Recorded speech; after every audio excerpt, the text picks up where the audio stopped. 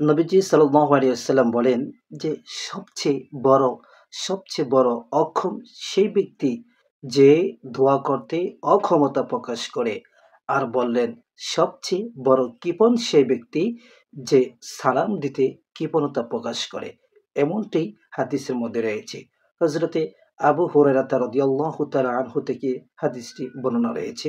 নবীজি বলেন, ইন্না আ'জাজ আ জাযান নাসি মান আজাজা ফিদ দুনিয়া ওয়া ইন্না আবখালান নাসি মান বাখিলা বিসসালাম। রাওয়াহুল বাইহাকি ফি শুআবিল ঈমান। নবীজি বলেন, ইন্না আ'জাজান নাসি মান আজাজা ফিদ দুনিয়া।